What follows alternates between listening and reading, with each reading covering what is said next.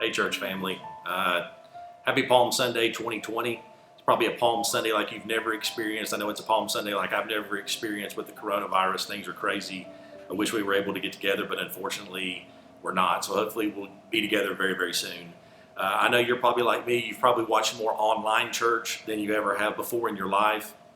And a couple weeks ago, kind of when this first started, it seems like that basically what the church thought people needed during the coronavirus was acoustic guitars. There was a lot of worship leaders in skinny jeans and beards and acoustic guitars and a lot of basic teaching about what is the Bible and basic teaching in regards to who Jesus was as a person. And then it's interesting. It's like last week, it took a turn.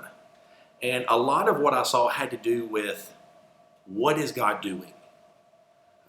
How is he using the coronavirus? Why is he using the coronavirus? Because it's like time, in a sense, is like a river and it has slowed down. We've all of our rivers, in a sense, have kind of stopped. We've docked the boat for a while and we're all kind of sitting around contemplating what's going on. And you saw that last week with a lot of churches saying, what is God doing? Is this a plague? Is this a curse? Is God punishing sin in general? Or is God specifically punishing a certain sin that's going on in the United States or around the world? There was a lot of guessing, which I think is dangerous. I think the better plan for us is to look at the revealed will of God and to not try to make guesses, to take this time just to lament and to think and to see how God would have us to act during this difficult time. Because I think for a lot of us, this is the first time in a long time where we're totally confused on how to act. Should we serve at a soup kitchen? Or should we stay at home? Should we take groceries to our neighbors?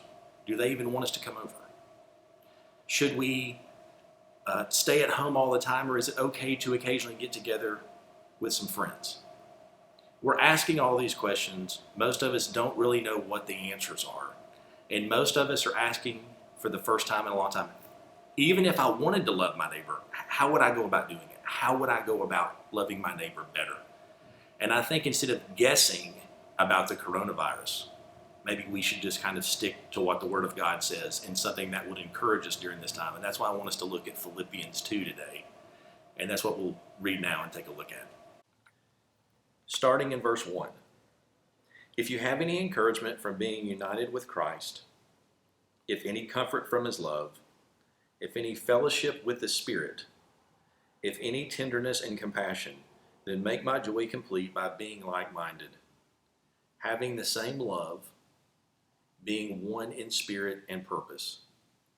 Do nothing out of selfish ambition or vain conceit. So what Paul's getting at there is very interesting. He uses a word in the Greek there kind of for rivalry, like vain conceit, this rivalry. He uses it also in Philippians chapter 1 when he's talking about people who preach Christ. And he says some, and he contradicts. That's why it's important to look at those verses in verses 1 and 2. Paul's kind of contradicting this selfishness and this vain conceit with love. Because in Philippians chapter 1, he says there's some people that preach Christ out of love. And there's other people that preach Christ out of rivalry. And most commentators will tell you that word there for rivalry has to do with like a party spirit, a faction, someone who's trying to, in a sense, gain power politically by stepping on the necks of their opponents. Galatians 5:20 lists that word as the work of the flesh, not the work of the Spirit. This rivalry, this vain conceit, this emptiness is a work of the flesh. It's not a work of the Spirit. It's you trying to get over on people. It's you trying to assert yourself above people. And this is what's happening when we see people in fights over toilet paper, when we see people beating each other up over hand sanitizer. It's people trying to get above each other. One of the things that's been so difficult about how to deal with the coronavirus is that it's like nothing we've ever experienced. Because like there was an article going around a couple weeks ago that C.S. Lewis had written during World War II that a lot of people were referencing. And they were saying what C.S. Lewis said to his people back in World War II was, look, don't be scared of the bombs and that you could be killed by the bombs. Don't worry about that. Just live your life and do the things that you're supposed to do, and have faith, and don't be fearful. And that's a beautiful word, I think. But the difference about this time is that you can be bold, but your boldness could hurt someone else. You could say, I'm going to be bold and go to the movies. I'm going to be bold and go to the beach. And that could hurt someone else. That's the difference in this versus what was happening in World War II when C.S. Lewis wrote that. It's important for us to ask this question. What does it mean not to get over on people? To not be stepping on each other's necks? When this all first started, I told my wife, she said, what do you think about this? And I said, I'm not big on life verses. I'm not big on, this is my favorite verse or anything like that. But I said, I'm going to really read Philippians 2, 3, and 4 every day, because I think this is what I want to drive me during this time. If I'm going out to the store, if I'm going to someone's house, I want it to be done not selfishly, but to try to help other people. I don't want to use my freedom to try to step on someone else and to get ahead. Now, the key to doing that, and we're all going to fail. It's just like our Lenten journey. The coronavirus and being quarantined, look, it's just like our Lenten journey. You've got to work in room for failure. None of us are going to do this perfectly. But here's one thing that can help us, is to look at what Paul says next in Philippians about humility. Verse 3, Paul says, do nothing out of selfish ambition or vain conceit, but in humility consider others. But in humility, Paul stresses humility to us because humility is really the exact opposite of vain conceit and rivalry. Rivalry is about stepping on your opponent's neck to try to put yourself above them. Humility is about subordinating yourself to the will of God. It's about getting under people to serve them, whereas rivalry is about getting over the top of them to get over on them, to get above them, to get ahead of them. Humility is about getting low. It's about serving. And one of the things that's become painfully obvious to me as I watch the news, and it's become painfully obvious in myself as I think about myself throughout this coronavirus situation, is that how much pride I have. Because pride really takes two forms. Pride says, I am better, but pride also says, I deserve better. And I catch myself repeatedly throughout this crisis saying to myself, I deserve better. I don't deserve to lose my job. I don't deserve to be struggling financially. I don't deserve to be worried about this. We deserve better. What makes us think that? It's really a sign of our pride and our conceitedness that we even think that way. Look, Jesus Christ was 33 years old. He was beaten, spat upon, mocked, and killed at the age of 33. If anybody deserved better, it was him. We're not too good to suffer. And that's been painfully obvious to me throughout this, that there's an issue with conceit. C.S. Lewis says this, if anyone would like to acquire humility, I think, tell him the first step. The first step is to realize that one is proud.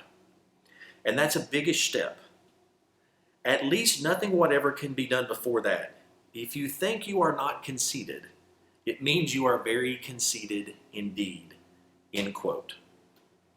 When you read this in the context of which Paul gives it to us, it's pretty clear that he's telling us if you even want to attempt to do the positive of this verse, which is to consider others better than yourselves, you better get a grasp and understand humility. He's given us the negative part of the verse.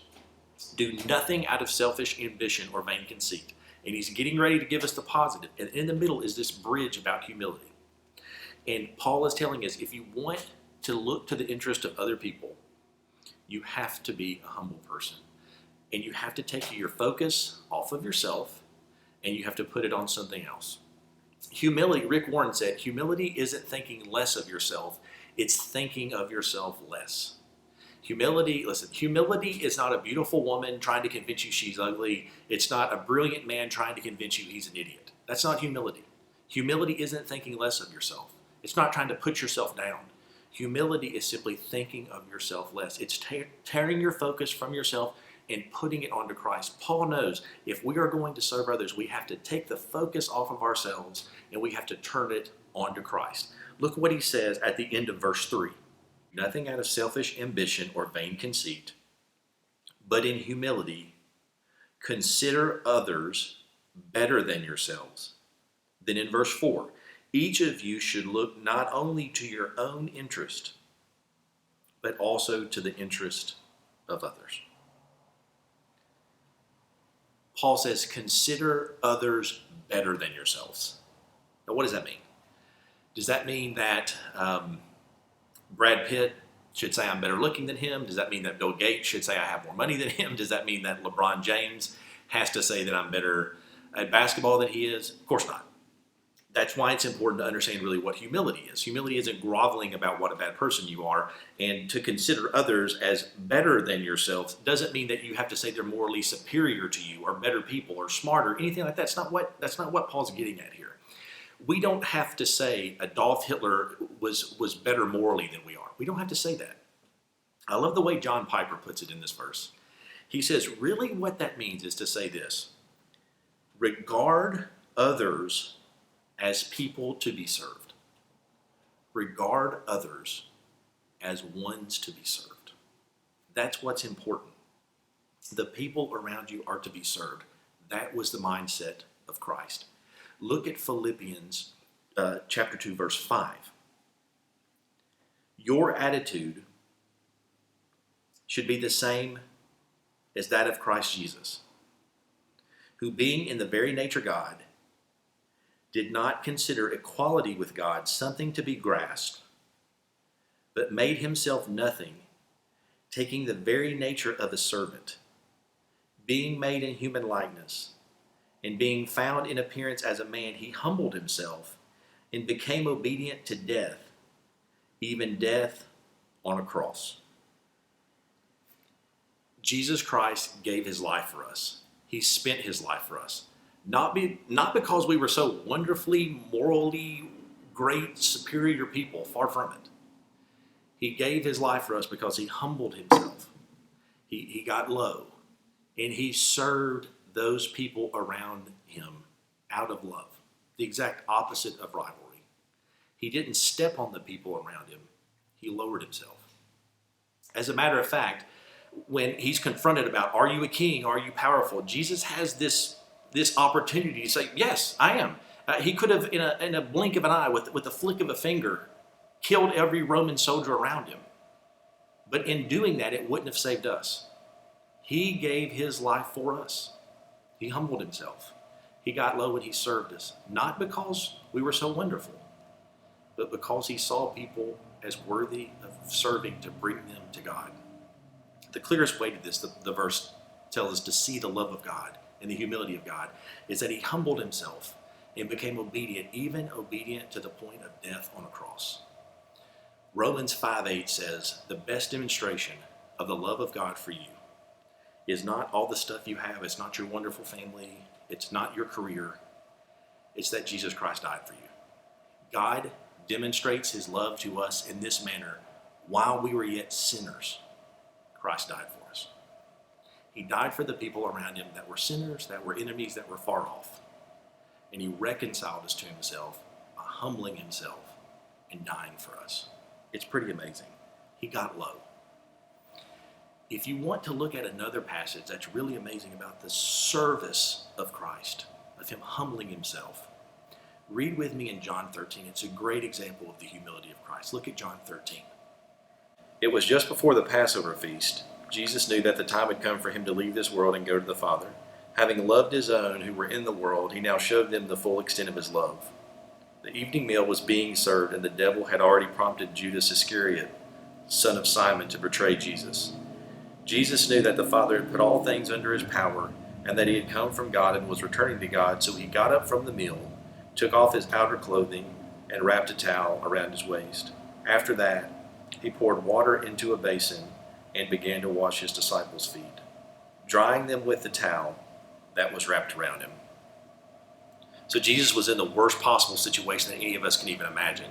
He literally is hours away from being betrayed by Judas, one of his disciples, turned over to the authorities, beaten, mocked, and eventually killed.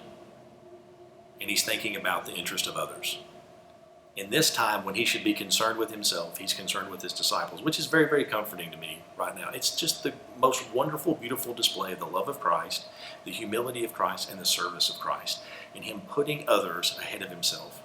He literally is hours away, and yet he's concerned for his disciples. Look, he's concerned for us. In the midst of this crisis, he's concerned for us. He loves us. He's worried about us. He's looking after us. No matter what's going on, he's with us and he cares for us. There's three great things that we see here in this passage about the service of Christ and about him putting others above himself that are so helpful. I actually got these three from a sermon I watched last week from Chad Scruggs, who's a pastor out of Nashville, that I thought were really good. He made some great application from this passage. Here's application number one. There is no job or service too low for a Christian. Look, there's no job too low for you. You aren't above anyone else. This is what Paul's getting at in Philippians 2. He tells us that we're not to be in vain conceit and rival. We're not be trying to get over on top of people. We're not be trying to step on the necks of people. We're to get low. We're to humble ourselves. And because of that, when we see the example of Christ getting down and washing the dirty feet of his disciples, it teaches us there's no service that is below a Christian. Look, there's been great stories all over the news that remind us of this, and it's encouraging to us. There's been a lot of people who have given up ventilators for other people so that they could live, even though they knew it was going to cost them their lives. There's kids delivering groceries to the elderly. There's people giving up money to help other people right now. It's a beautiful thing, but it's going to get tougher and tougher. So if you're asking yourself, well, how can I do that? How can I consider others better than myself? It's going to be different for everybody. Putting others' interest above yourself might mean that you just stay at home. It could mean that you take food to someone. It could mean that you go to the grocery store for someone. It's going to look different for everyone. But it's a great reminder. It's a great applicable point. There is no service that's too low, that's below a Christian. Here's the second great applicable point. Many times our greatest service will come to those who are closest to us. This is really important to remember at this time, but literally one of the things that you can do at this time to serve is to simply be kind and to be gracious to the people that you're stuck inside with. Jesus had been around these disciples for 3 years. They were flawed human beings. I know that the disciples got on each other's nerves sometimes, but what we see from Jesus here is this amazing ability to serve those close to him that he knows the best. And sometimes the people that are hardest to serve the best are the ones that you know the best. And so just remember at this time, one of the best things you can do is simply to be kind and to be gracious with the people that you're quarantined with. And then there's a third great applicable point that comes from this passage. We will need to serve our enemies. Again, this is a great point that we see from Jesus here. Jesus washed all of his disciples' feet, including Judas, who he knew would betray him. He knew it before he ever washed his feet. Right now, hopefully, not as much as any of us want, I think, but Republicans and Democrats are trying to work together. Different church denominations are trying to work together. We hear about nice stories throughout the country, and I pray and I hope we hear even more of them. But one of the things that we need to remember at this time is that we're all in this together, and so for most of us, we're going to have to serve people around us sometimes that we don't like too much. We're going to have to serve some people around us that are our enemies. When we see what Christ has done for us, when we see that he gave his life for us, it changes us. We've been given a gift. Our river of life has slowed. It's given us time to contemplate the death and the resurrection of Christ, to contemplate the love of Christ, to meditate on what he's done for us. And what we see is that the power of Christ doesn't come in his controlling of people. It comes in his changing of people. And when we serve like Christ, it changes people.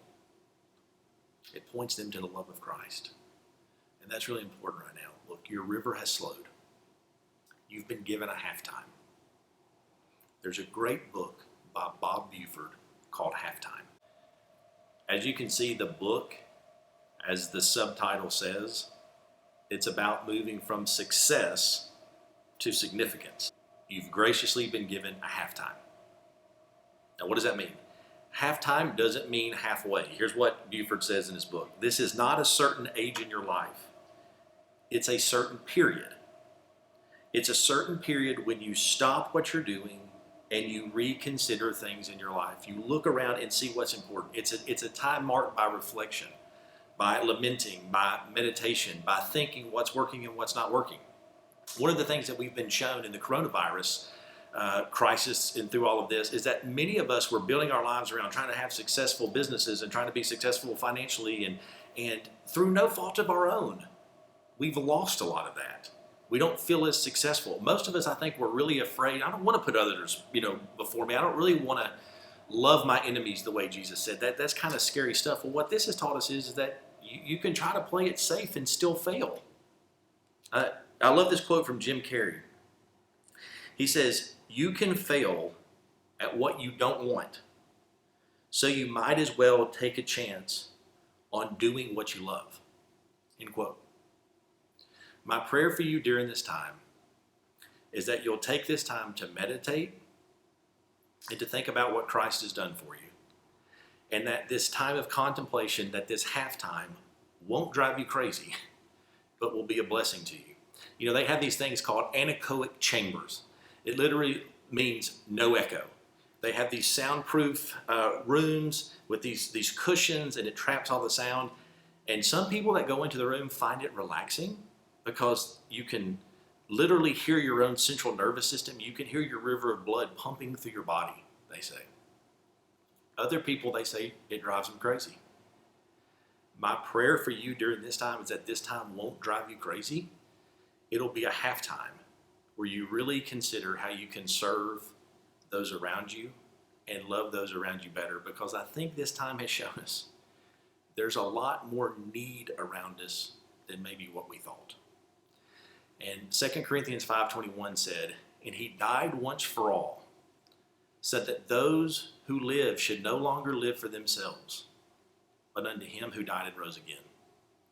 He literally has given us someone to live for now in himself. And amazingly, the way Christ says primarily to live for him, he says, is to love your neighbor, to serve those around you, to put others before you, to get low and be humble and serve the way that he did. I pray that this time is a blessing for you. I leave you with this quote by Nate Wilson.